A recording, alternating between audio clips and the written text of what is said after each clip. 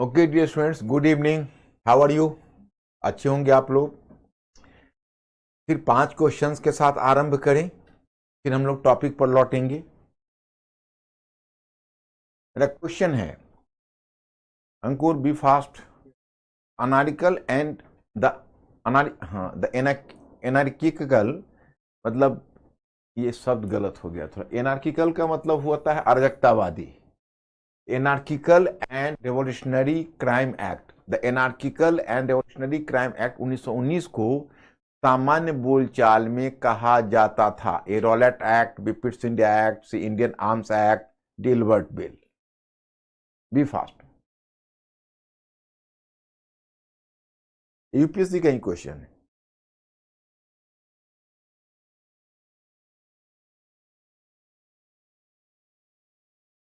ए, yes, good.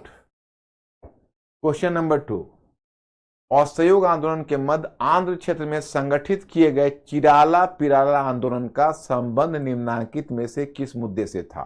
कल मैंने आप लोगों को लेक्चर के क्रम में इसे स्पष्ट किया था। तो माय स्टूडेंट्स, आप लोग चिराला पिराला याद करो, अपनी मेमोरी पर बल दो और चुनो। यह है भू राजस्व को कम करना, पुलिस की ज्यादतियों की जांच, नगर पालिका कानून में सुधार और शराब निर्माण पर प्रतिबंध। Be fast my students.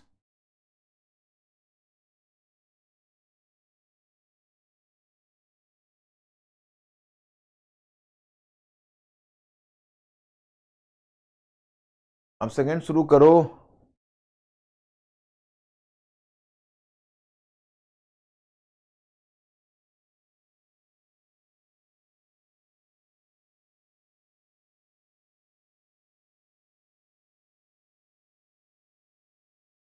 My students, C is the answer. कल बोलचाल के क्रम में मैंने चिराला पिराला मूवमेंट आंध्र प्रदेश बोला था, लेकिन आप लोगों ने उसको कॉन्शियसली कैचअप नहीं किया होगा, ये दिक्कतें हुई होंगी, नहीं तो मैंने इसके बारे में मेंशन किया था। क्या, चलिए अब हमारा नेक्स्ट क्वेश्चन है, नेहरू रिपोर्ट 1928 किससे संबंधित थी?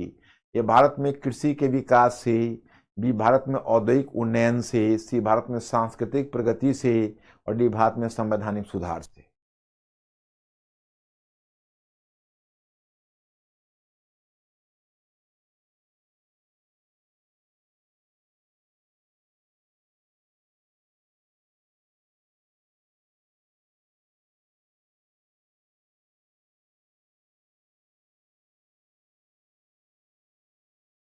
D, yes, that is the correct answer. Correct answer है। अब हमारा रीजनिंग का क्वेश्चन है। रीजनिंग का क्वेश्चन है, बच्चे सावधान हो जाइए, चॉइसेस आपके सामने है। कथन है, महात्मा गांधी ने 1922 ईस्वी में असहयोग आंदोलन वापस ले लिया। रीजनिंग, भारतीय लोगों ने राजनीतिक मामलों में रुचि लेना बंद कर दिया था।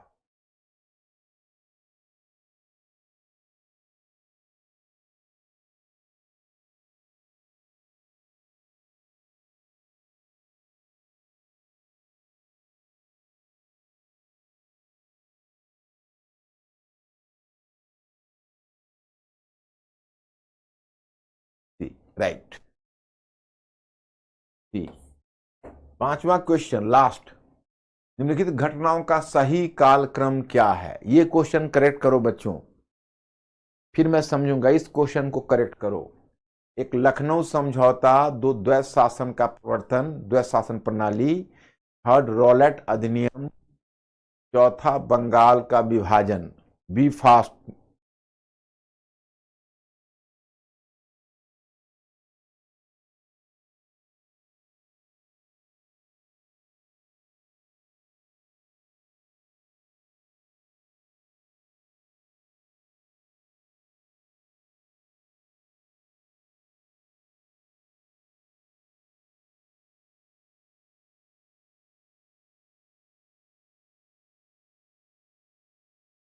क्या आ रहा है?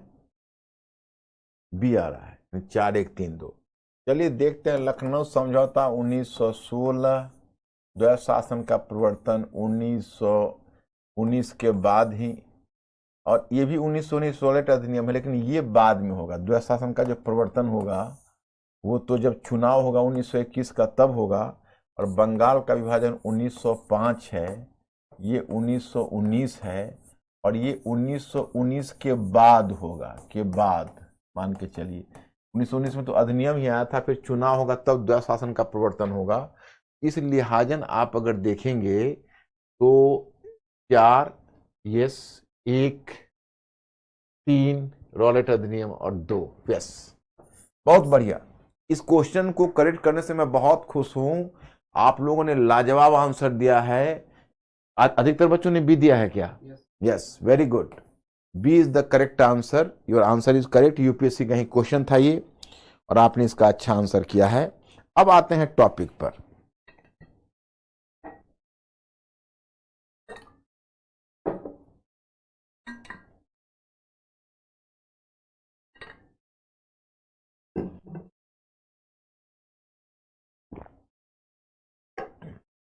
अब कल जहां छोड़े थे वहीं से आगे बढ़ाते हैं आपको।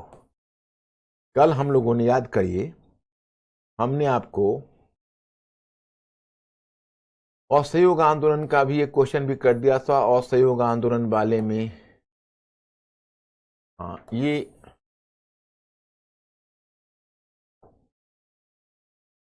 क्वेश्चन वो बाद में करेंगे। पहले थोड़ा असहयोग आंदोलन वाले में हम देख लेते हैं कि, तो इसमें देखिए असहयोग आंदोलन और सविनय आंदोलन के मध्य कांग्रेस के,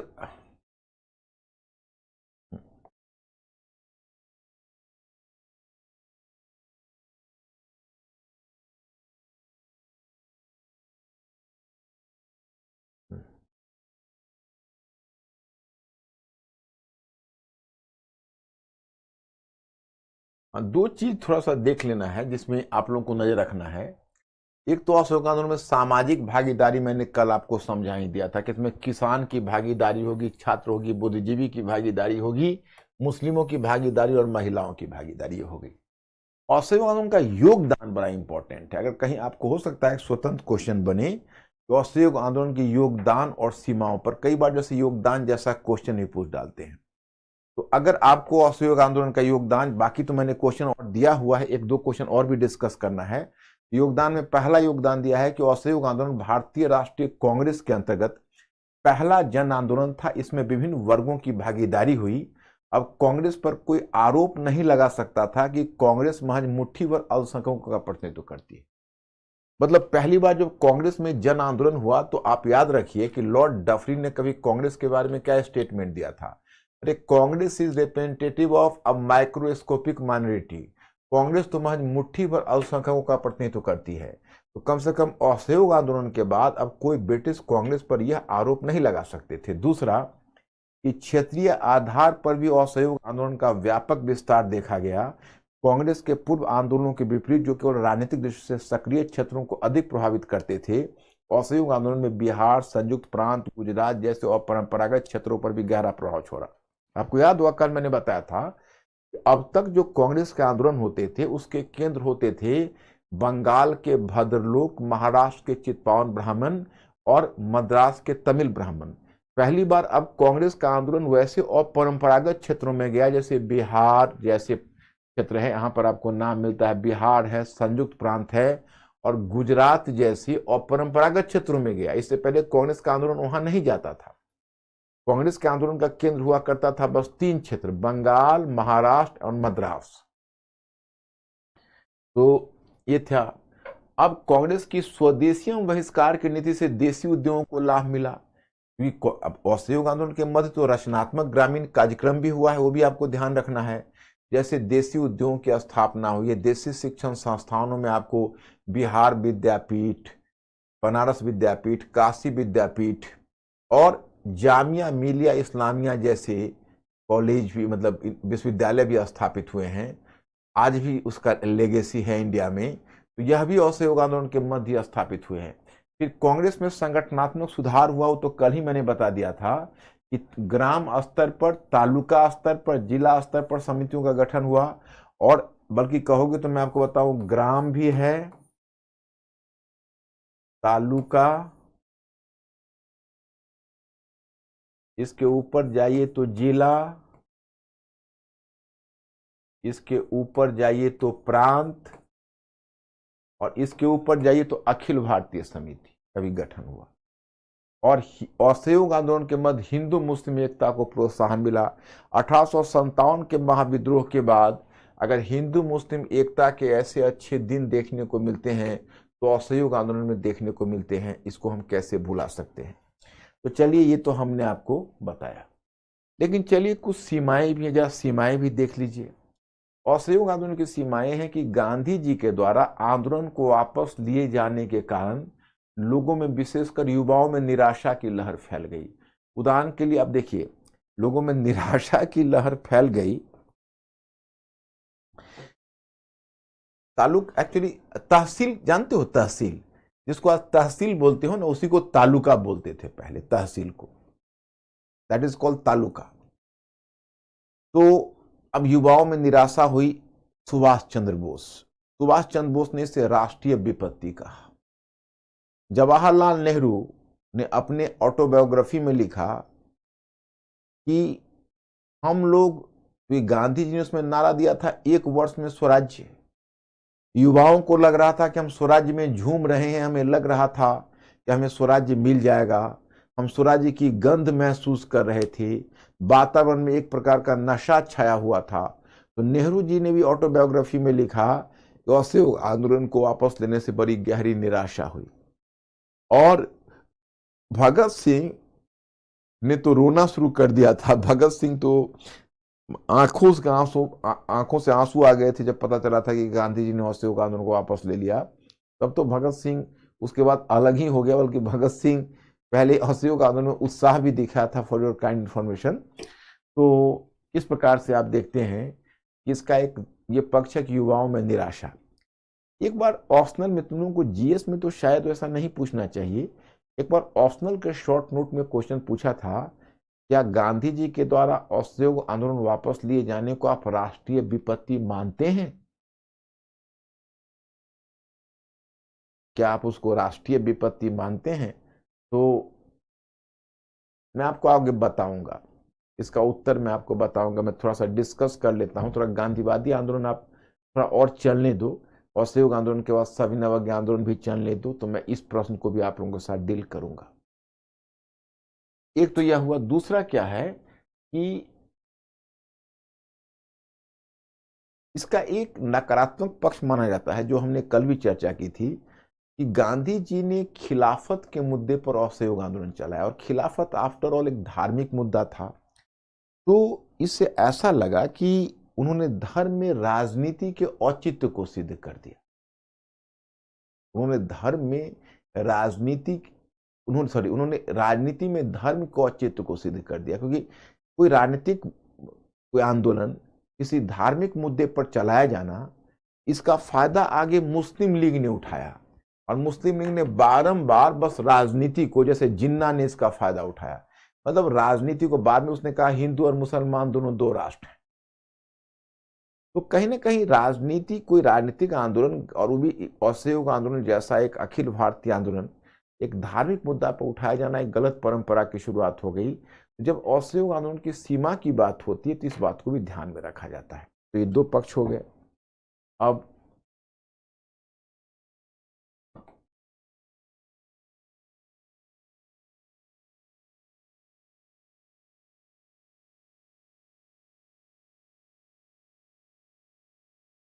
एक क्वेश्चन बच्चों, अगर तुम लोग ट्राई करना चाहो, क्योंकि प्रीलिम्स का क्वेश्चन तो तुम लोग बहुत अच्छा ट्राई कर रहे हो, एक मेंस का भी क्वेश्चन ट्राई करना चाहो तो मैं क्वेश्चन लिख देता हूं और कंटेंट बता देता हूं, लिखवाता नहीं हूं, कंटेंट बता देता हूं। उस कंटेंट के आधार पर तुम लिखो, कल मैं आके आपसे पूछ लूंगा कि आप लिख पाए या नहीं।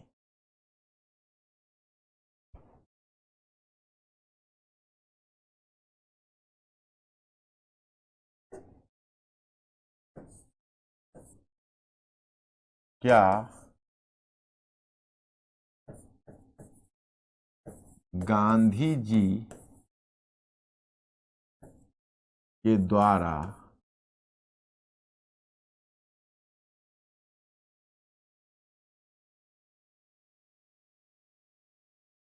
असहयोग आंदोलन, गांधी जी के द्वारा असहयोग आंदोलन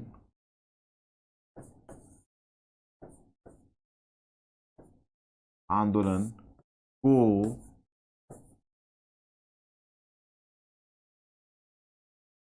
वापस लिए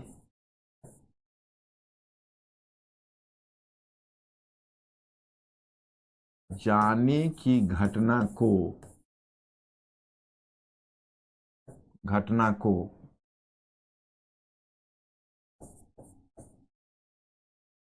आप राष्ट्रीय विपत्ति मानते हैं?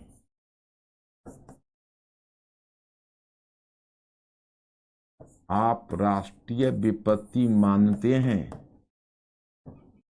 अपने मत के पक्ष में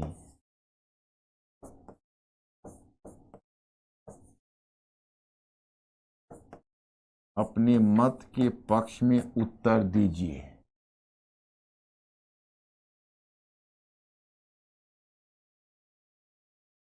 अब देखिए, अब ये प्रश्न है। इस प्रश्न को जैसे शुरू करना हो, मेरी बात आप लोग सुन रहे हो ना, जैसे तुम लोग तो प्रीलिम्स का क्वेश्चन बहुत अच्छा कर रहे हो, मेंस का क्वेश्चन भी जारी रखो, और उसके बाद मॉडल क्वेश्चन मैं साइट पर भी भेज रहा हूं। मैं धीरे धीरे साइट पर भी आपको मॉडल क्वेश्चन भेजता रहूंगा। मतलब आप लोगों को मेंस और प्रीलिम्स का इतना क्वेश्चन करने का मौका मिलेगा कि आप लोग बिल्कुल से सेटिस्फाई रहोगे, और कोई भी क्वेश्चन आएगा तो वह योग्यता आप खुद हासिल करोगे और बहुत अच्छा आप परफॉर्म करोगे। देखो, अब ये क्वेश्चन है, तो ये ऐसे क्वेश्चन, ये पहले ये अंकुर पूछो उनसे, इन लोगों से, कि ये हाइपोथेटिकल क्वेश्चन है, आर्गुमेंटेटिव है? खुद बोल रहे हैं, पहले से उन्होंने खबर कर दिया है आपको। Very good, smart chap. Argumentative question है। ऐसे आर्गुमेंटेटिव क्वेश्चन में बच्चे हाँ ना से हम नहीं शुरू करते हैं।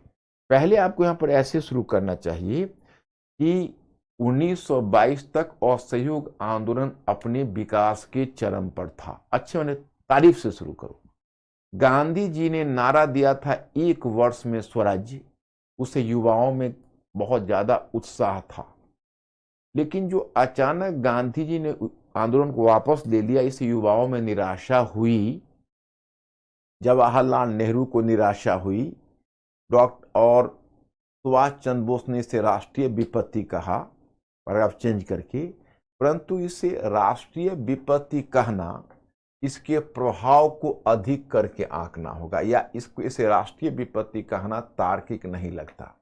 अब इसमें एक तर्क तुम यह देखो कि गांधी जी आंदोलन की ऊर्जा को बचाए रखना चाहते थे। वह यह मानकर चलते थे किसी भी आंदोलन को अनिश्चित काल तक नहीं चलाया जा सकता, क्योंकि एक अनिश्चित काल तक आंदोलन को चलाए जाने के बाद आंदोलन की ऊर्जा नष्ट हो जाती है और लोगों का उत्साह धीमा पड़ सकता है।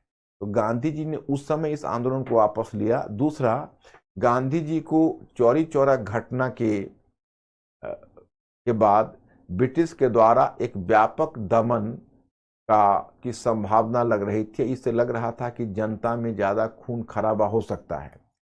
और तीसरी बात यह बता देना कि गांधी जी की एक विशेष रणनीति थी, मैं बताता हूं उसको। बिपिन चंद्र हिस्टोरियन है, संघर्ष तैयारी संघर्ष का नाम दिया है। उसको कहते हैं struggle truce struggle, that is called struggle truce struggle. उसे संघर्ष तैयारी संघर्ष का नाम दिया है। और उनका कहना है कि गांधी जी संघर्ष करते थे और संघर्ष से जो रियायत प्राप्त होती थी उसकी ऊर्जा को संजोते थे, और उस ऊर्जा को संजोने के बाद फिर वो नई तैयारी करते थे। तो गांधी जी की यह एक तरह से एक व्यापक रणनीति का हिस्सा था, आंदोलन को वापस लेना फिर चलाना। क्योंकि गांधी जी ने स्पष्ट कह दिया था कि ये फर्क नहीं पड़ता है कि ये 1 वर्ष में या 10 वर्ष में या 5 वर्ष में या 2 दिन में, लेकिन स्वराज्य के लिए संघर्ष आरंभ हो गया है तो चलता रहेगा। मतलब उनके लिए ये रणनीति का हिस्सा था। Are you getting this point? जिसको राष्ट्रीय विपत्ति क्या आप मानना उचित है, तो राष्ट्रीय विपत्ति नहीं मानना। तुम जरा ट्राई करके देखना और कल हमें बताना कि तुम लोग कर पा रहे हो कि नहीं। अंकुर ओके है सभी? ठीक है। अब मैं स्टूडेंट्स, अब तुम लोगों को मैं पहले एक दूसरी तरफ ले चलता हूं, फिर क्वेश्चन पर लाऊंगा।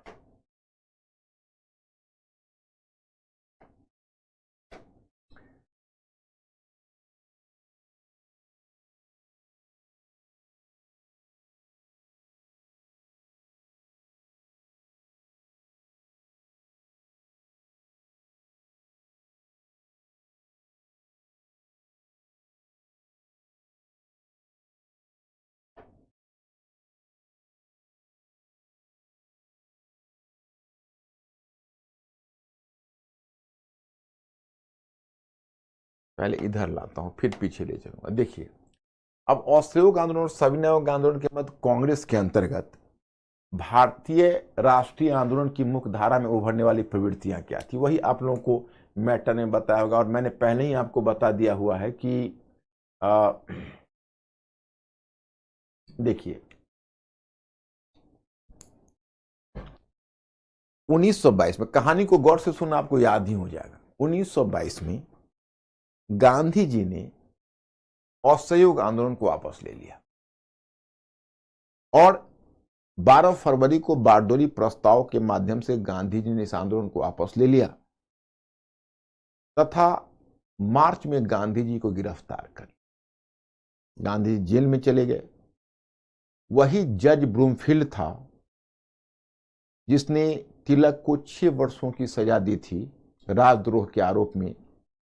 गांधी जी को भी राजद्रोह के आरोप में उसने 6 वर्षों की सजा दी। मैंने आपको बताया था गांधी मूवी देखने को। अंकुर जरा पूछे हमारे स्टूडेंट से कि रिचर्ड एटनबरो की गांधी मूवी किसी ने अभी तक देखा है कि नहीं। मैं स्टूडेंट्स, अंकुर को आप लोग खबर करिए, क्योंकि धृतराष्ट्र के संजय की तरह वही मेरी आंख और कान का काम कर रहा है। जस्ट इन्फॉर्म मी कि आपने गांधी मूवी अभी तक देखी है कि नहीं।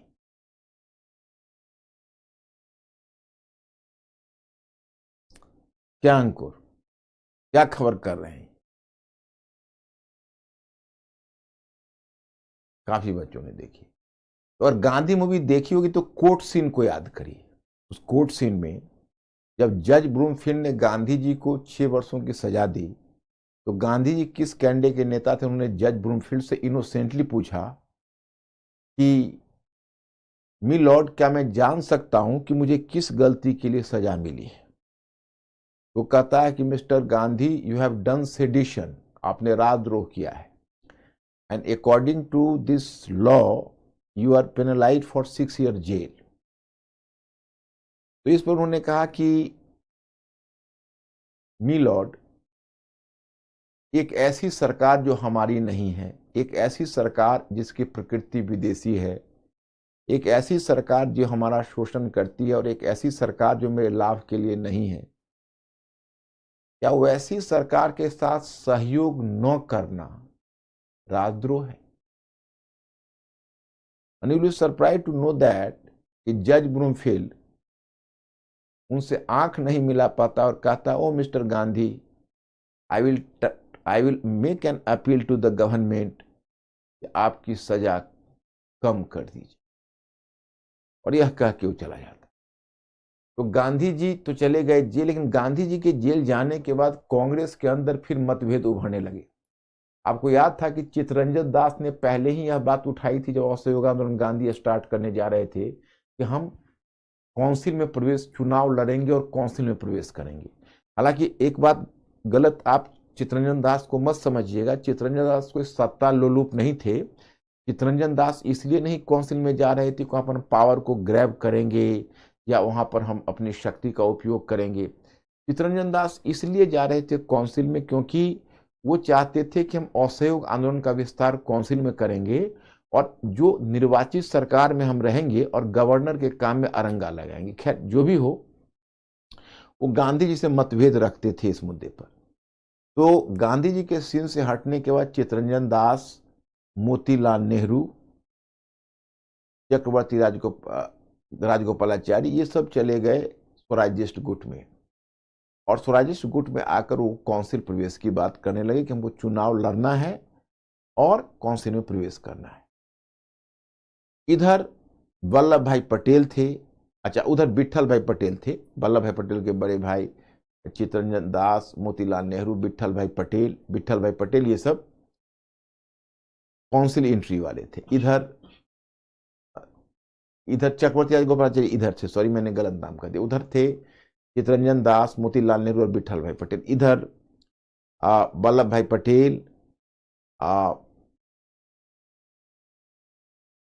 पटेल, थे, मौलाना आजाद थे, चित्तरंजन दास थे, सॉरी मौलाना आजाद थे, चक्रवर्ती राजगोपालाचारी थे, तो ये सब इस साइड थे और ये नो चेंजर्स कहलाए, अपरिवर्तनवादी। मतलब इनका कहना था कि नहीं, हम चुनाव नहीं लड़ेंगे और गांधी जी के सिद्धांतों से हम तनिक भी नहीं हटेंगे।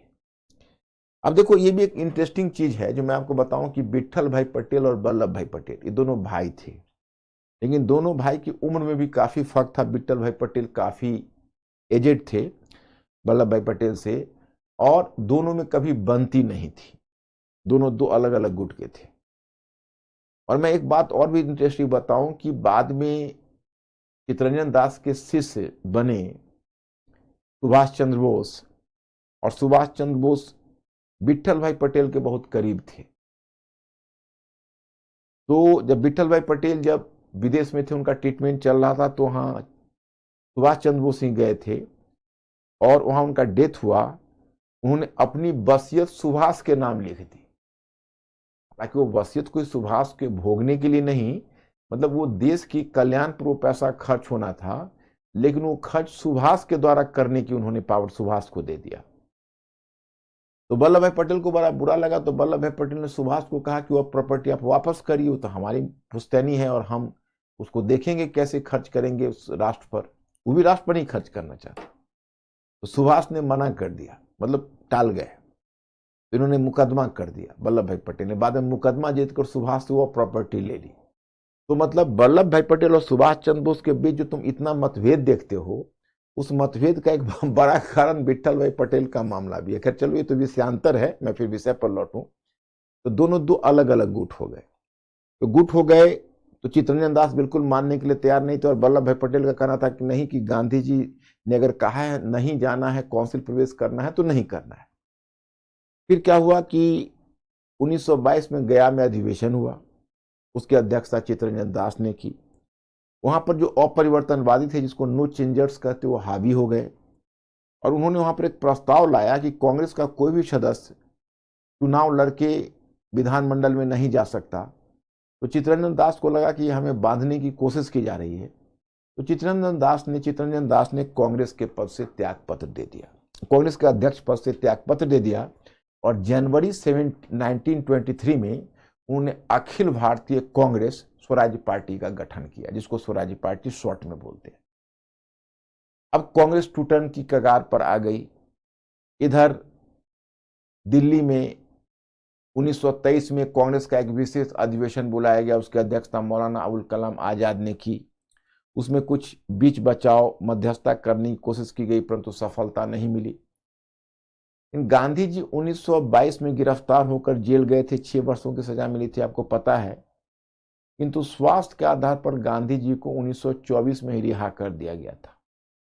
जब 1924 में गांधी जी आए तो पहले तो बहुत दुखी हुए स्वराज पार्टी के व्यवहार को देखकर, लेकिन बाद में फिर गांधी जी समझौतावादी भी थे। उन्होंने एक समझौता सूत्र ला दिया गांधी जी ने, और कहा कि ऐसा है कि कांग्रेस के 2 कार्यक्रम हैं। कांग्रेस का एक कार्यक्रम है काउंसिल प्रवेश, जो स्वराज्य पार्टी जिसको चला रहे हैं, और कांग्रेस का दूसरा कार्यक्रम है रचनात्मक ग्रामीण कार्यक्रम। तो रचनात्मक ग्रामीण कार्यक्रम मैं शुरू करने वाला हूं। तो कांग्रेस के कार्यकर्ता स्वतंत्र हैं कि जो रचनात्मक कार्यक्रम करना चाहे वो हमारे साथ आ जाए, और जो काउंसिल प्रवेश कर चुनाव लड़ना चाहे वो स्वराज्य पार्टी के साथ चले जाए। बस कार्यकर्ताओं का रास्ता मिल गया और कांग्रेस टूटन के कगार से बच गई।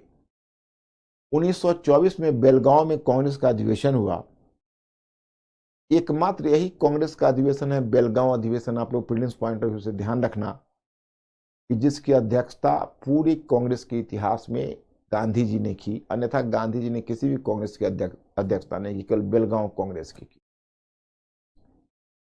उसके बाद 1924 में चले गए बच्चों गांधी जी रचनात्मक ग्रामीण कार्यक्रम में। और ध्यान रखना, गांधी जी अब रचनात्मक ग्रामीण कार्यक्रम से लौटेंगे सीधा 1929 में, उससे पहले नहीं।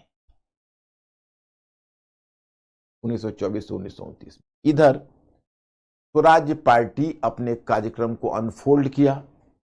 तो पहले मैं रचनात्मक ग्रामीण कार्यक्रम के बारे में कुछ बताना चाहूंगा, क्योंकि 2021 में रचनात्मक ग्रामीण कार्यक्रम पर एक फुल लेंथ क्वेश्चन पूछा था 1920-1930 के दशक का। देखो, रचनात्मक ग्रामीण कार्यक्रम एक सिंबॉलिक मीनिंग था, जिसमें सड़कों की सफाई, चरखा का प्रयोग, ज्यादा से ज्यादा चरखे को लोकप्रिय बनाना, गांव को स्वावलंबी बनाना, ग्राम पंचायत का गठन करना, प्रभात फेरी, सुबह सुबह प्रभात फेरी, ये सब कुछ एक कार्य थे। छुआछूत का अंत करना कार्यक्रम, ये सब उनके ग्रामीण रचनात्मक कार्यक्रम में शामिल थे।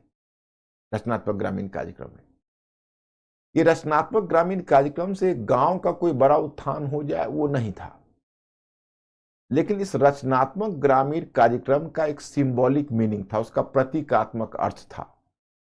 प्रतीकात्मक अर्थ यह था कि गांधी जी ने इसके माध्यम से लाखों गांवों को कांग्रेस की राजनीति से जोड़ दिया।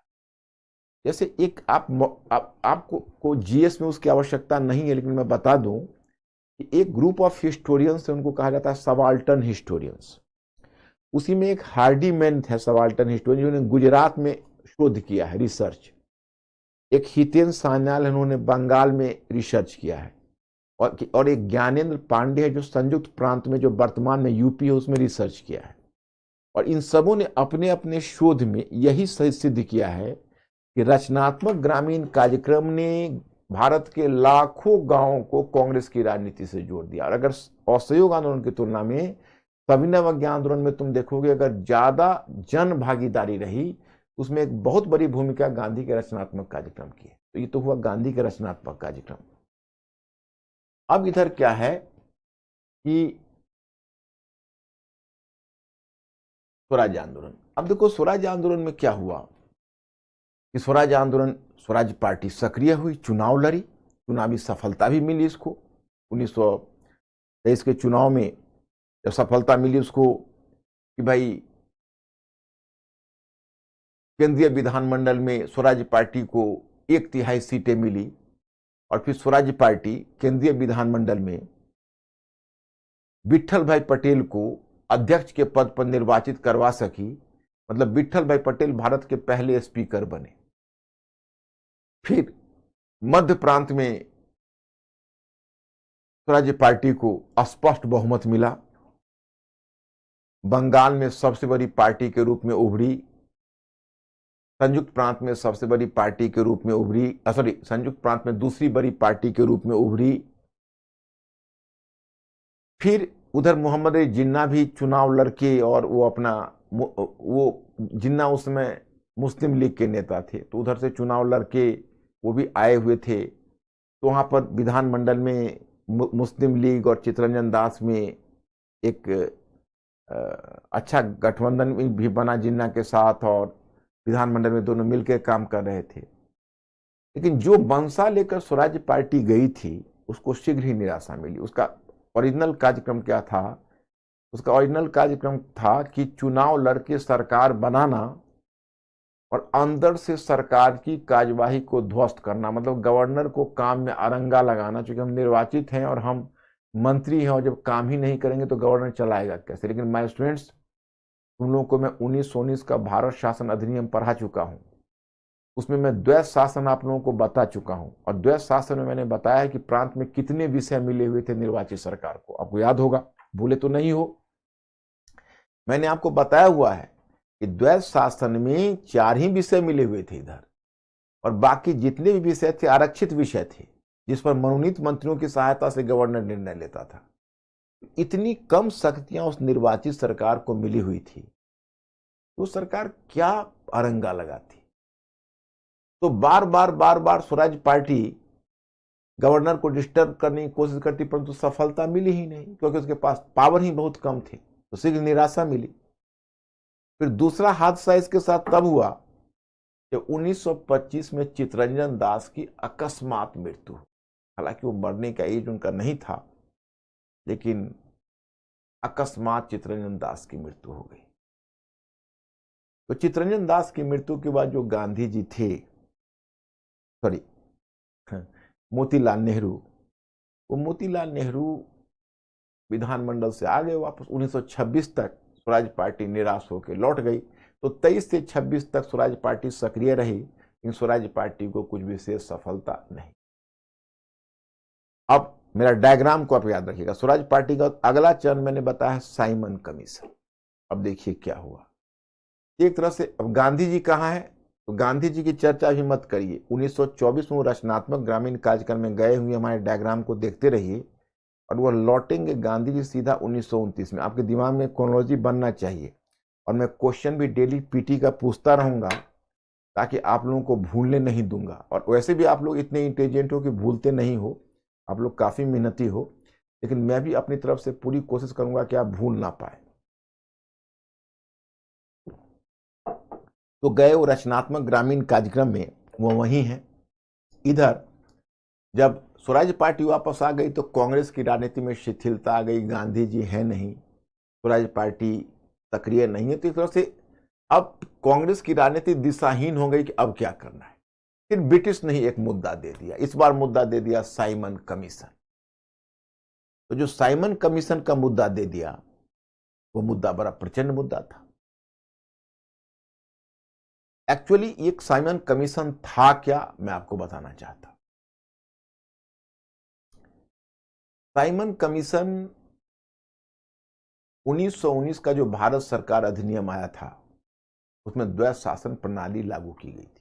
तर्क ब्रिटिश ने यही दिया था कि पहले हम आपको थोड़ी शक्ति देकर देखते हैं, अगर वह शक्ति आपने चला ली तो मैं आपको और शक्ति दूंगा, लेकिन आपके इस द्वैध शासन के परीक्षण के लिए हम 10 वर्ष में एक कमीशन बनाएंगे और वह कमीशन इस बात का की पड़ताल करेगा, इस बात की जांच करेगा कि आपने द्वैध शासन को ढंग से चलाया या नहीं चलाया।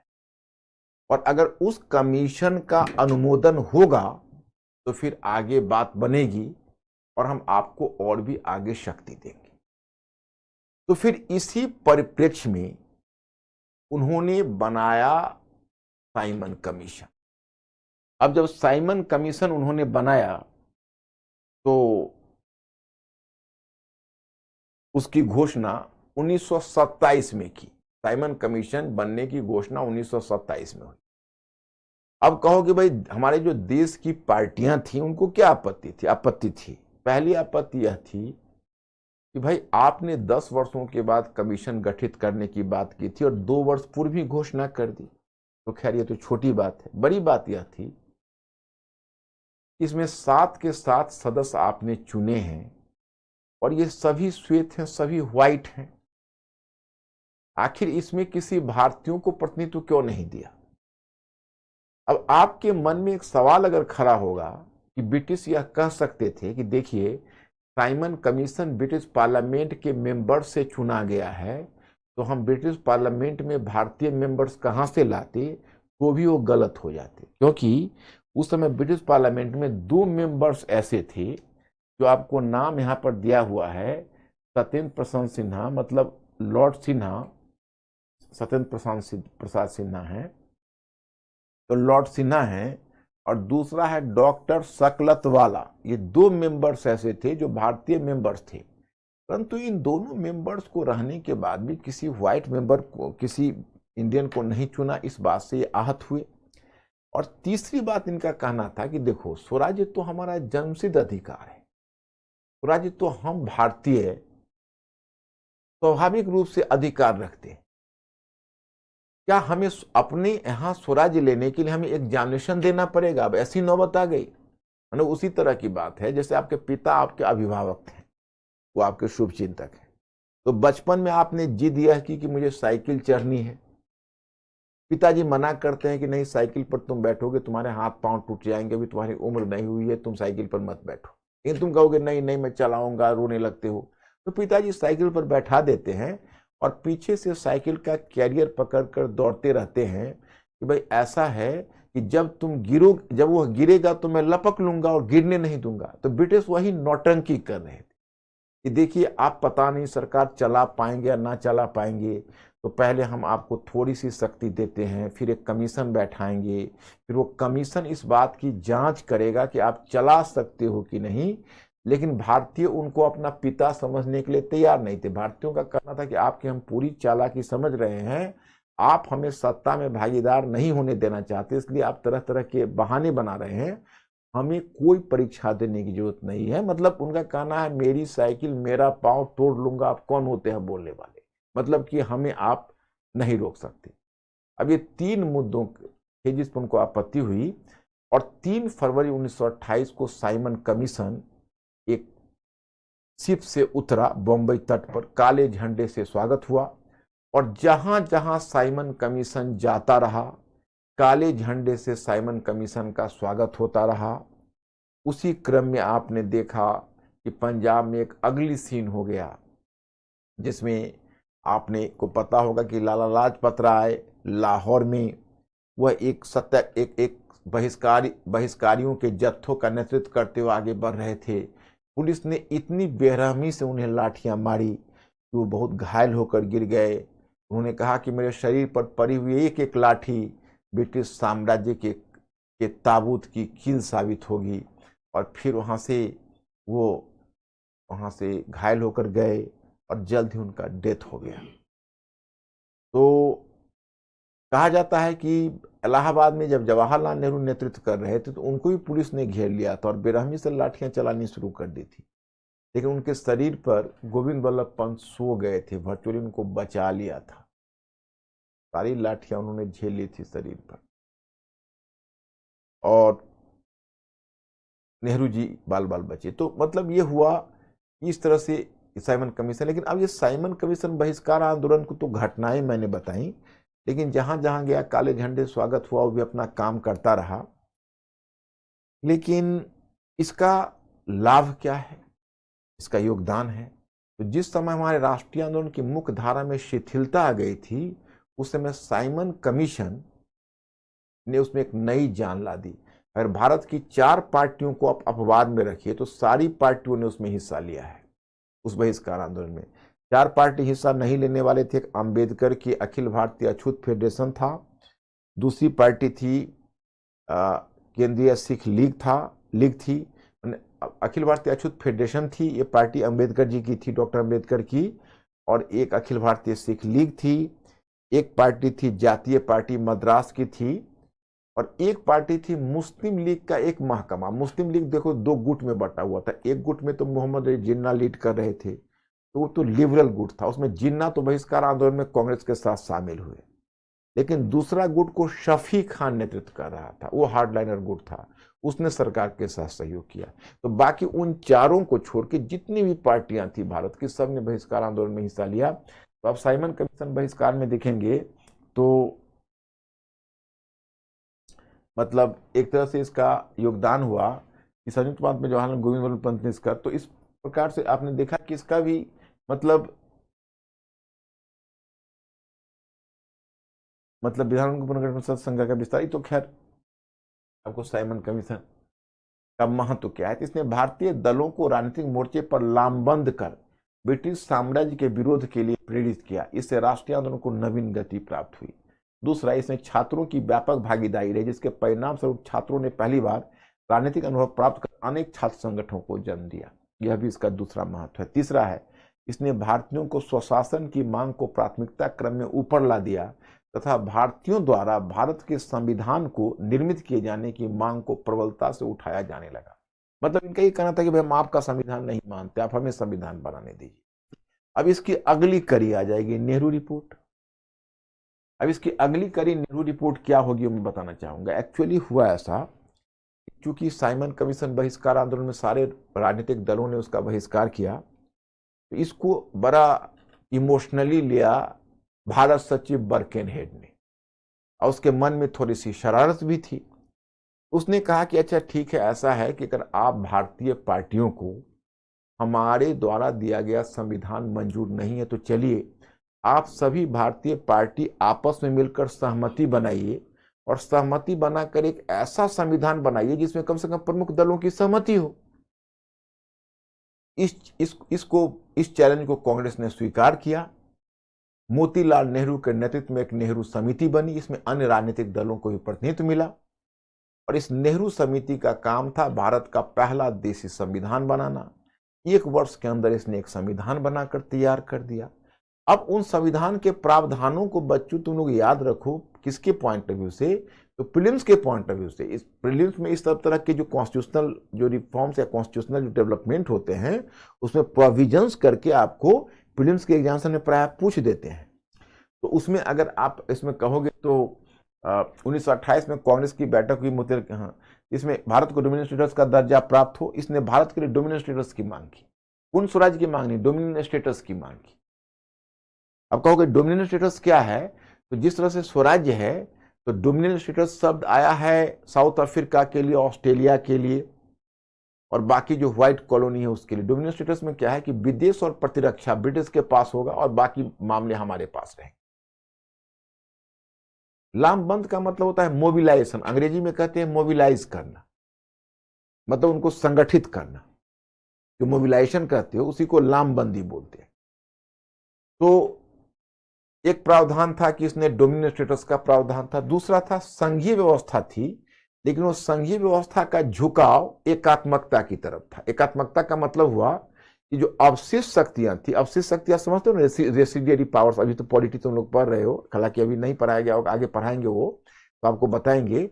जैसे 3 सूचियां होती है ना, केंद्र सूची, राज्य सूची और समवर्ती सूची, तो इन तीनों में शक्तियां विभाजित हो जाती है। इसके बाद जो शक्तियां बची खुची शक्तियां होती है, रिमेनिंग शक्तियां, जो हम जानते देखते नहीं, भविष्य में अगर निकल जाए तो उसको अवशिष्ट शक्तियां कहते हैं, रेसिडियरी पावर्स। तो अभी भारत में रेसिडियरी पावर्स हमारे संविधान में केंद्र में निहित है, तो उस समय भी नेहरू रिपोर्ट ने उसको केंद्र में निहित कर दिया। ओके, तो इसलिए है तो संघीय व्यवस्था, लेकिन झुकाव एकात्मकता की तरफ लिए हुए था, डोमिनियन स्टेटस था।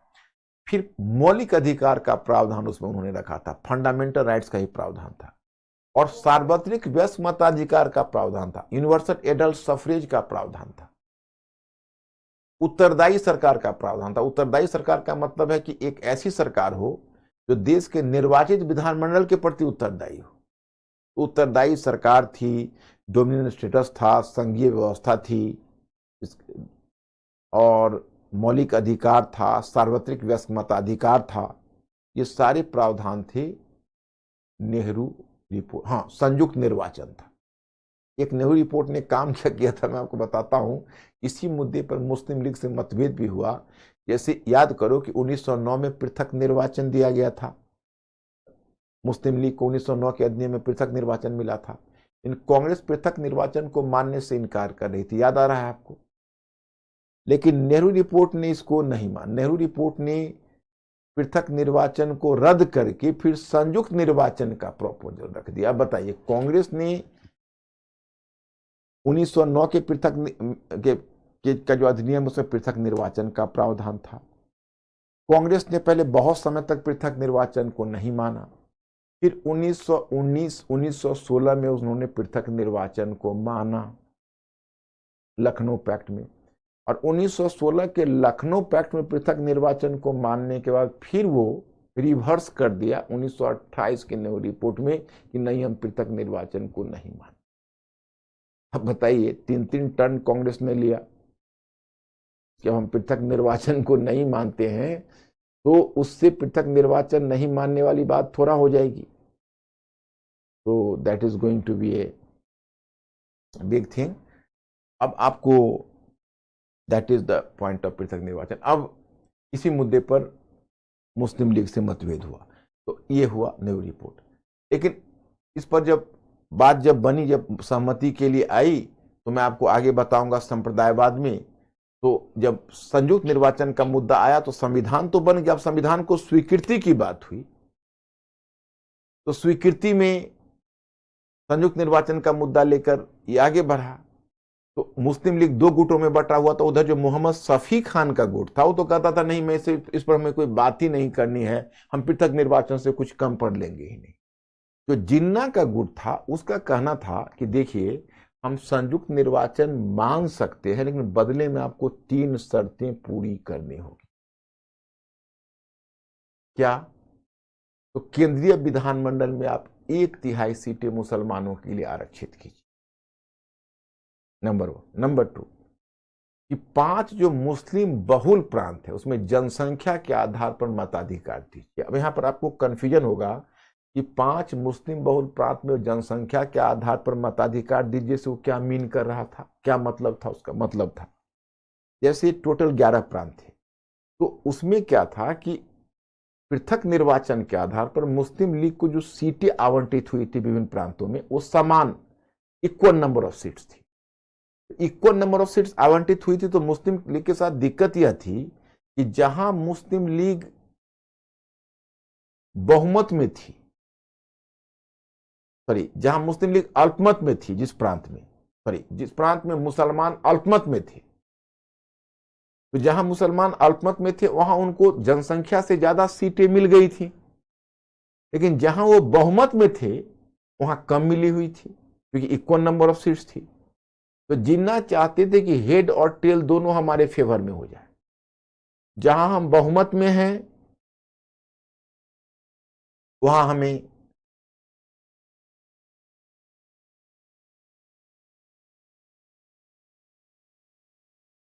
अलग से सीटें मिली जनसंख्या के आधार पर, और जहां अल्पमत में हैं वहां पर पुराना वही, मतलब जहां बहुमत पर हैं, बहुमत में हैं, तो उनका यह कहना था कि बहुमत में जहां तक हमारी सीटें हैं, तो वो सीटें मतलब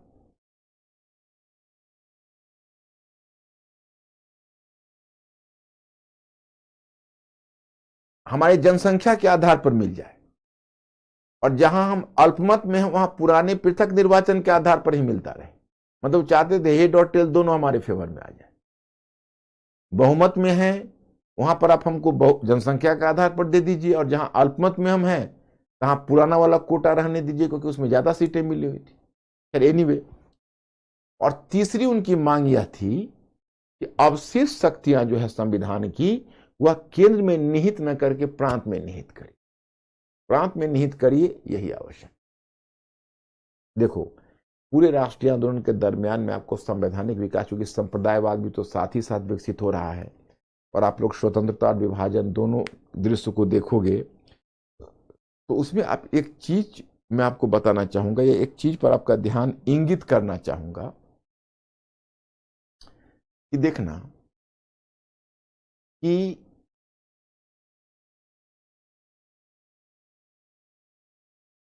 पूरे राष्ट्रीय आंदोलन के दरमियान में कांग्रेस और मुस्लिम लीग के बीच मतभेद का एक बिंदु यह रहा है कि कांग्रेस हमेशा मजबूत केंद्रीय सरकार चाहती रही है, और मुस्लिम लीग कमजोर केंद्रीय सरकार और मजबूत प्रांतीय सरकार चाहती रही।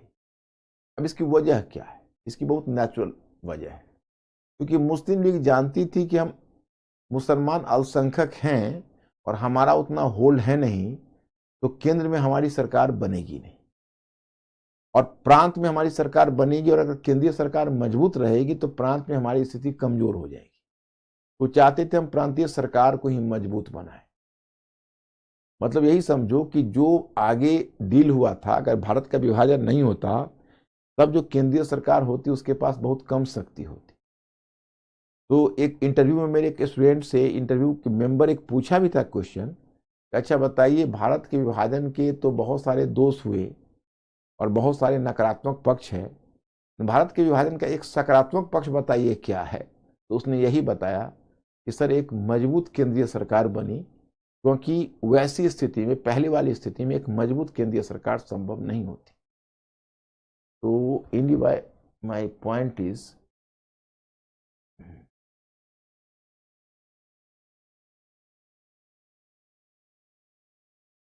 अब आता है लास्ट उसमें 1929 का लाहौर अधिवेशन। 1929 के लाहौर अधिवेशन का क्या झमेला है मैं बताना चाहता। एक्चुअली दो युवा नेता उस समय थे, जवाहरलाल नेहरू और सुभाष चंद्र बोस। ये दोनों नेहरू रिपोर्ट से खुश नहीं थे, क्योंकि 1927 में इंडिपेंडेंस फॉर इंडिया लीग के माध्यम से ये दोनों ने पूरे देश का दौरा किया था। जवाहरलाल नेहरू और सुभाष चंद्र बोस पूरे देश का दौरा किया था, और दौरा करके युवाओं में पूर्ण स्वराज्य के लिए एक वातावरण का निर्माण किया। उन दोनों की मांग थी कि भाई, भारत पूर्ण स्वराज्य का प्रस्ताव चाहेगा।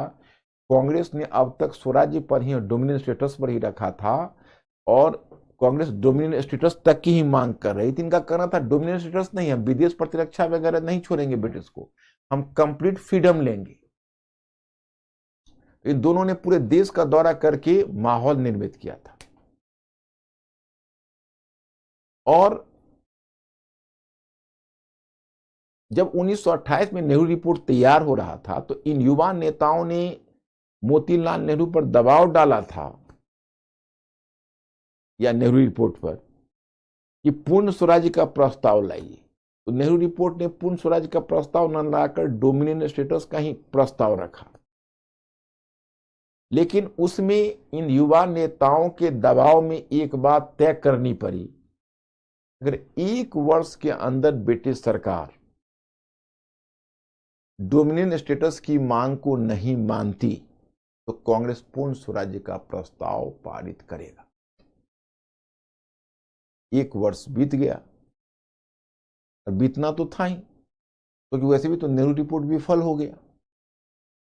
क्योंकि नेहरू रिपोर्ट तैयार हुआ, मुस्लिम लीग से बात चली, जिन्ना ने 3 शर्तें रखी।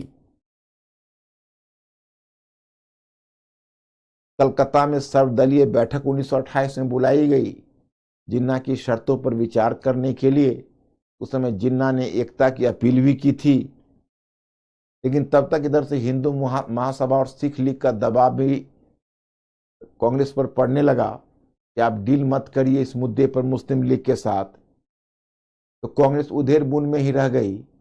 अंत में वार्ता टूट गई और जिन्ना भी कलकत्ता से दिल्ली चले गए और शफी खान की आवाज में आवाज मिलाने लगे।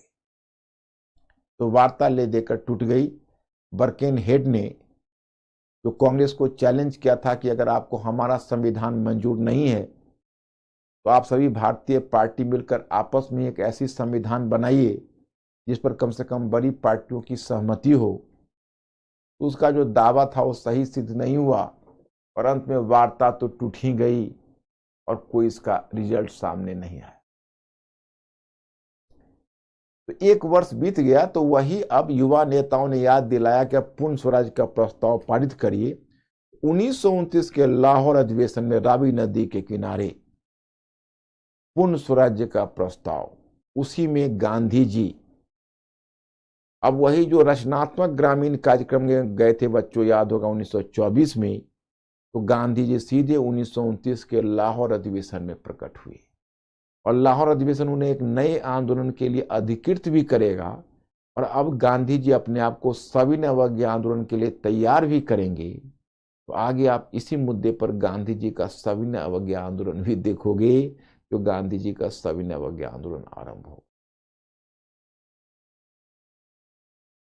जिस पर जिसकी चर्चा हम आगे करेंगे। ये 1929 तक ही समाप्त होगा, फिर 1930 से 39 आपका दूसरा चैप्टर चलेगा। तो लाहौर, और उसी में लाहौर प्रस्ताव, अरे लाहौर प्रस्ताव का एक और भी इंटरेस्टिंग पक्ष है, मैं आपको बताता हूं कि अध्यक्षता जवाहरलाल नेहरू ने की थी और 1928 के कांग्रेस की अध्यक्षता मोतीलाल नेहरू ने की थी। तो एक परंपरा है कि जब एक कोई इनकमिंग प्रेसिडेंट होता है तो आउटगोइंग प्रेसिडेंट उसको चार्ज देता है। तो पहली बार लाहौर में एक भावुक दृश्य देखा गया कि पिता पुत्र को चार्ज दे रहे थे। इतना बड़ा कोइंसिडेंस कभी फिर हुआ नहीं कांग्रेस के अधिवेशन में। और जब ये प्रस्ताव पूर्ण स्वराज का पारित किया गया तो 26 जनवरी 1930 को पूरे भारतवर्ष में स्वतंत्रता दिवस मनाया गया। और यही वजह है कि 26 जनवरी का दिन भारत के लिए ऑस्पिशियस डे है। आज भी तुम देखते हो अगर हमारे संविधान के लिए 26 जनवरी की तिथि चुनी गई तो इसकी वजह यही है। जो 26 जनवरी की तिथि है वो हमारे संविधान में वो बड़ा ऑस्पिशियस डे माना जाता है। उसको बड़े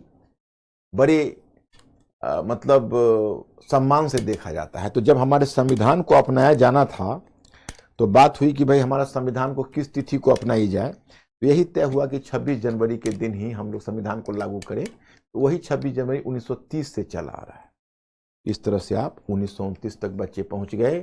अब आप अपने डायग्राम पर नज़र डालिए और डायग्राम पर नज़र रख के तब देखिए, क्योंकि आपका ये तो मुख्य धारा का आंदोलन है, लेकिन मुख्य धारा के आंदोलन के साथ साथ आपको बहुत सारे साइड आंदोलन तो मिलते हैं, तो जरा साइड आंदोलन पर नजर डालेंगे तब आपको पता चलेगा।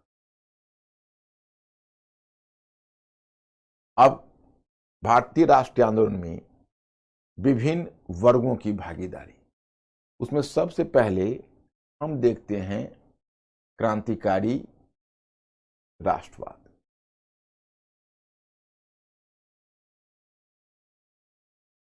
और फिर कई आंदोलन देखेंगे। देखिए,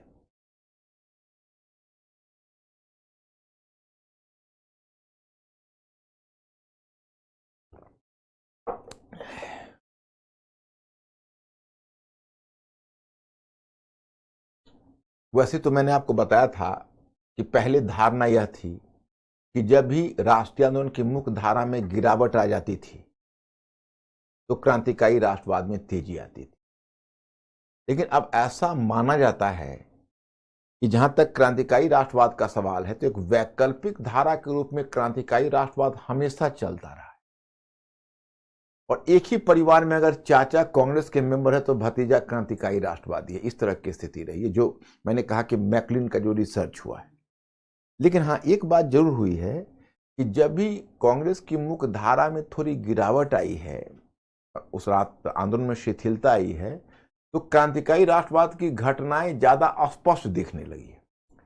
जब गांधी जी ने असहयोग आंदोलन को वापस लिया तो युवाओं का वैसा भी, युवाओं में एक तरह की निराशा छाई हुई थी। और दूसरी बात यह भी थी कि बहुत सारे युवा ऐसे भी थे जिनको गांधीयन तरीका पसंद, गांधीवादी तरीका पसंद नहीं था। तो ऐसे ही युवाओं में थे पुराने दो क्रांतिकारी थे, एक का नाम था योगेश चंद्र चटर्जी और दूसरे का नाम सचिन सान्याल। उत्तर भारत में कुछ क्रांतिकारी युवाओं को संगठित करने लगे। उत्तर भारत में यानी संयुक्त प्रांत में सक्रिय हुए। ये तो बंगाली थे लेकिन संयुक्त प्रांत में सक्रिय हुए। उस समय बहुत सारे क्रांतिकारी पत्र का प्रकाशन होने लगा। सारथी, बिजली, आत्मशक्ति जैसे पत्रों का प्रकाशन आरंभ हुआ। और फिर आप देखोगे सचिन सान्याल और योगेश चंद्र चटर्जी के प्रयास से 1924 में कानपुर में एक हिंदुस्तान रिपब्लिकन आर्मी की स्थापना हुई। अब ये जो संगठन था एक क्रांतिकारी घटनाएं करने लगी और क्रांतिकारियों को संगठित करने लगी। एक क्रांतिकारियों को के लिए एक बहुत बड़ा मिलन स्थल बन गया। और तय हुआ 1925 में तय हुआ कि लखनऊ के पास एक स्टेशन था, उसका नाम था काकोरी। तो काकोरी में एक ट्रेन डकैती की घटना हुई जब सरकारी खजाने को लूटा गया तो बड़ी व्यापक धरपकड़ हुई। इस व्यापक धरपकड़ के बाद बहुत से क्रांतिकारी पकड़े गए। उसमें राम प्रसाद बिस्मिल, रोशन सिंह, अशफाक उल्ला खान और राजेंद्र लाहिड़ी को मृत्यु दंड की सजा मिली। बाकी को काले पानी की सजा मिली, अंडमान निकोबार भेजा गया। लेकिन चंद्रशेखर आजाद एक युवा क्रांतिकारी थे जो भाग निकले, वो नहीं पकड़े गए। और फिर बिखरी हुई पार्टी को संगठित करने का काम आगे चंद्रशेखर आजाद ने ही किया। और चंद्रशेखर आजाद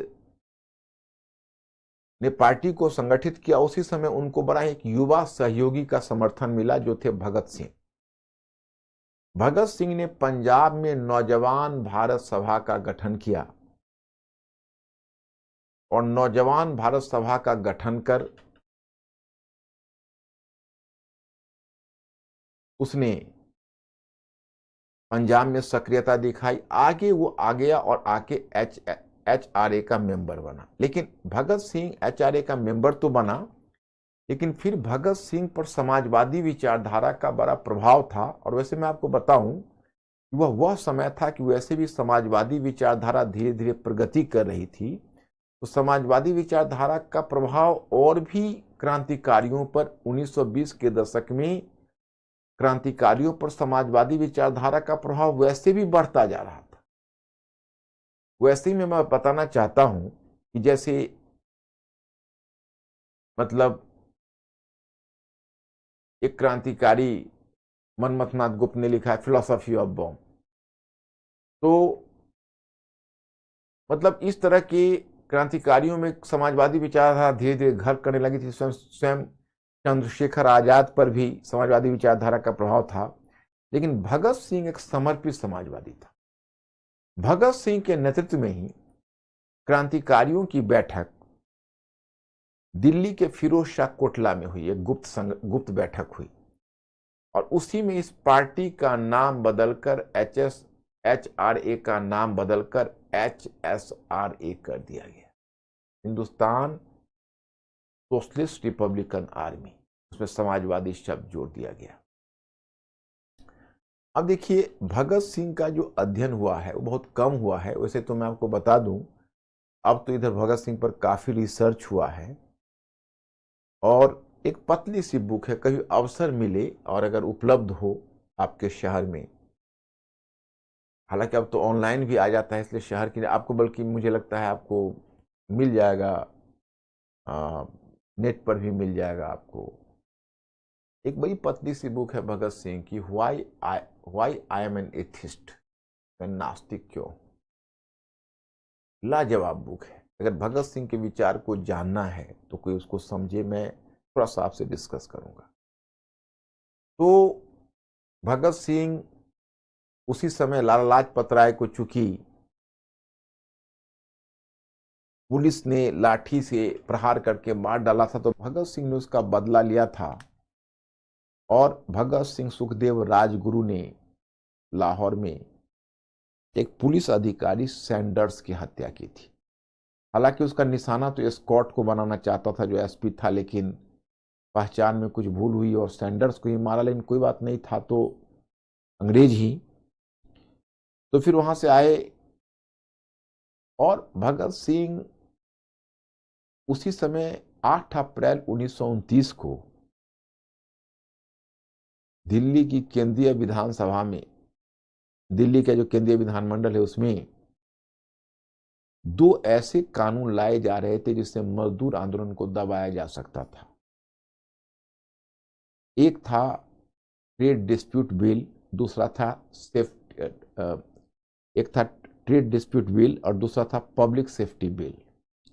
इन दोनों बिल का उद्देश्य था ट्रेड यूनियन आंदोलन को दबाना। और जानते हो कि भगत सिंह एक सच्चा समाजवादी थे, और HSRA के और मेंबर्स भी समाजवादी थे। तो तय हुआ कि मजदूरों के आंदोलन को इस तरह दबाने की जो साजिश हो रही है, उसको नाकाम करना है, और कोई दूसरी पार्टी उसका खरा विरोध नहीं कर रही थी।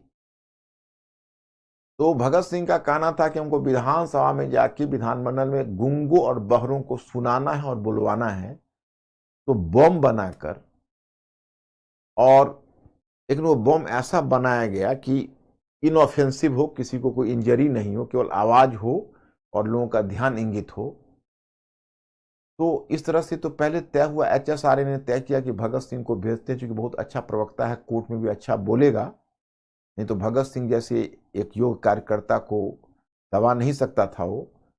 तो हुआ था कि 4-5 वर्षों की जेल होगी, फिर भगत सिंह वहां से वापस आ जाएगा।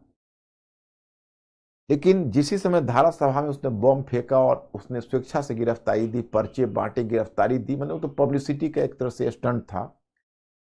लेकिन सरकार इतनी आसानी से, जब भगत सिंह जैसा उनको क्रांतिकारी हाथ लग जाए तो इतनी आसानी से छोड़ नहीं सकती थी। उसने तुरंत लाहौर षड्यंत्र केस खोल दिया। तो लाहौर षड्यंत्र केस जब खोल दिया, तो इसका मतलब है कि भगत सिंह को अब फांसी की सजा हो जाएगी। और भगत सिंह बाद में बाकी क्रांतिकारी भी गिरफ्तार होकर चले आए, एक्सेप्ट चंद्रशेखर आजाद जैसे। सुखदेव भी, राजगुरु भी, जतिन दास थे। जतिन दास ने तो जेल में 55 दिनों तक का उपवास रख के, मतलब एक तरह से हमारे साथ राजनीतिक कैदी की तरह व्यवहार किया जाए, इस मुद्दे पर उसने फास्ट रखा और वास्तव में शरीर त्याग दिया। जतिन दास, उसने तो जो त्याग का उदाहरण दिया। अजय घोष, मतलब जितने क्रांतिकारी थे सब पकड़े गए। HSRA पर एक तरह से कहर टूटा। और यही दिल्ली में सदर में उनकी एक रंग रोगन की दुकान करके अपना ऑफिस बना रखा था, और थाना के ठीक सामने बना रखा था। किसी मुखबिर ने खबर कर दी तो धरपकड़ हुई।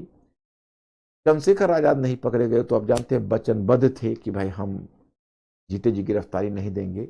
इलाहाबाद के अल्फ्रेड पार्क में छिपे हुए थे, किसी मुखबिर ने खबर कर दी तो पुलिस लेकर नॉर्थ पावर पहुंच गया। चंद्रशेखर आजाद ने पुलिस एनकाउंटर किया। अंत में जब लगा कि अब पुलिस पकड़ लेगी हमें, तो अपने आप को शूट कर लिया था। तो चंद्रशेखर आजाद ने तो अपना वचन का पालन किया, वो जीते जी गिरफ्तारी उन्होंने नहीं दी। तो बाद में भगत सिंह, सुखदेव, राजगुरु को फांसी हो गई 23 मार्च को। अब आपके मन में यह जिज्ञासा होगी कि गांधी जी ने उसे क्यों नहीं बचाया। हो सकता है आप प्रश्न हमें कर दें, आप प्रतीक्षा करिए, आगे इसकी चर्चा होगी। मैं गांधी जी का स्टैंड भी रखूंगा कि गांधी जी ने इस मुद्दे को उठाया कि नहीं उठाया, उठाया तो कितना उठाया।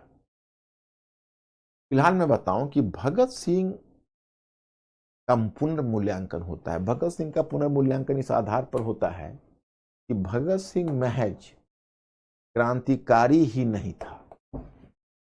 भगत सिंह महज क्रांतिकारी ही नहीं था, बल्कि भगत सिंह के बारे में कहा जाता है कि,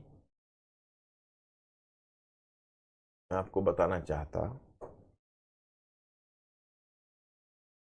कि भगत सिंह के पास राष्ट्र निर्माण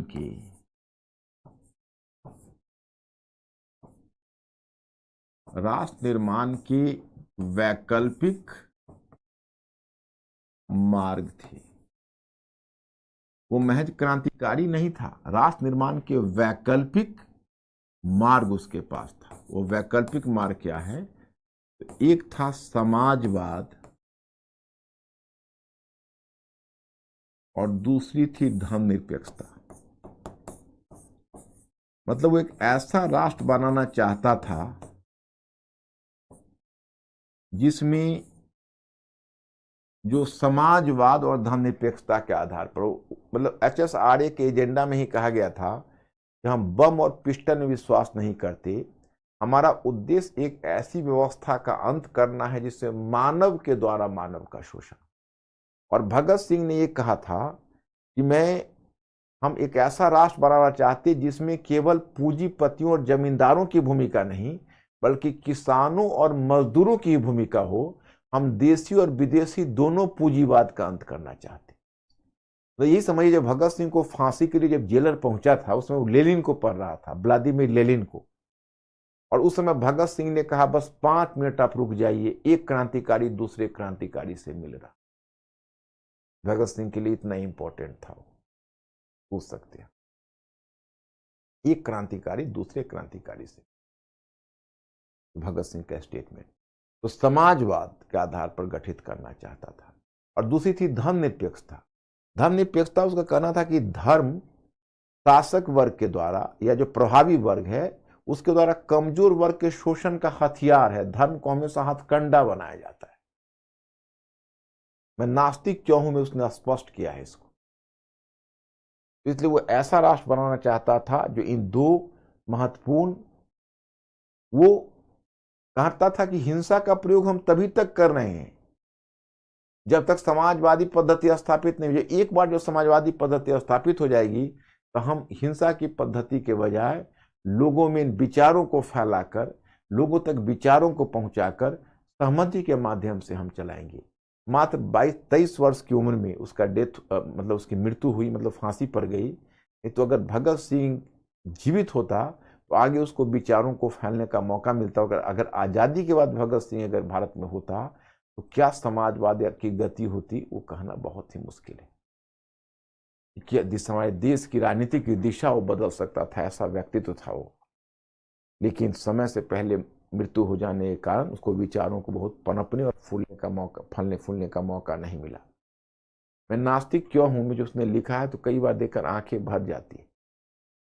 उसके पिता ने एक लेटर लिख दिया था गवर्नर जनरल वायसराय को कि भाई युवा है, उसको आप थोड़ा उस पर रहम करिए, उनको मृत्युदंड से मुक्त कर दीजिए। और भगत सिंह को पता चला तो बहुत लज्जित हुआ। पिता को लिखा कि आपको किसने अधिकार दिया कि आपने मेरी तरफ से, जबकि आपसे मेरे विचारों की कभी सहमति नहीं रही है, किसने आपको अधिकार दिया कि मेरी तरफ से आपने सरकार से इस तरह की बात की। अब देखिए वीडी सावरकर साहब को देखिए, उन्होंने खुद मर्सी पिटीशन दिया, लेकिन भगत सिंह उस पिताजी के मर्सी पिटीशन को इतना प्रचंड कहा कि आप सभी को बताएंगे कि आपने किया है, ये हमारी सहमति इसमें नहीं। उसने कहा कि देखिए, मैंने एक जगह पर उसने लिखा है कि देखिए दो तरह के लोग होते हैं, कुछ लोग अपने को भगवान कहने लगते हैं और कुछ लोग ऐसे होते हैं जो भगवान में असीम आस्था रखते हैं। मैं दोनों में से किसी कोटि में नहीं, मैं नास्तिक हूं, मैं भगवान को नहीं मानता। जो भगवान को मानते हैं वैसे क्रांतिकारी जब मरने लगते हैं तो यह सोचकर याद करते हैं, वैसे व्यक्ति मरने लगते हैं मैं मर नहीं रहा हूं, मैं भगवान से मिल रहा हूं और मेरा दिल जाके भगवान से मिल जाएगा। लेकिन मैं तो भगवान को नहीं मानता। तो जो भगवान को मानते हैं वो मरने के बाद अपने जीवन की सार्थकता भगवान से मिलन में ढूंढते हैं। लेकिन आखिर मेरे मरने का प्रयोजन क्या है, क्योंकि मैं भगवान से तो मिलूंगा नहीं, तो मेरा क्या है? क्या मेरी मृत्यु निरर्थक हो गई? कहा नहीं, मेरी मृत्यु सार्थक है, क्योंकि मेरी यह मृत्यु लाखों युवाओं में राष्ट्रवाद की चेतना का संचार करेगी, इसलिए मेरी मृत्यु सार्थक है। और मैं नास्तिक क्यों हूं मैं, उसने इस बात को सिद्ध करने का प्रयत्न किया है। तो भगत सिंह महज एक क्रांतिकारी नहीं था, एक विचारक भी था, बहुत बड़ा विचारक अपने समय का था। तो मैं स्टूडेंट्स आज मुझे यही रुकना पड़ेगा, अब टाइम तो थोड़ा ज़्यादा ही हो रहा है, और मैं फिर कल इसमें बचा हुआ कुछ अंश है उसको लेने के बाद मैं 1930 के बाद काम को कल बढ़ा दूंगा। मैटर में फिर कल आपको भिजवा दूंगा एक PDF फॉर्म में। तो आज यही रुकता हूँ मैं students, I will see you tomorrow. Thank you.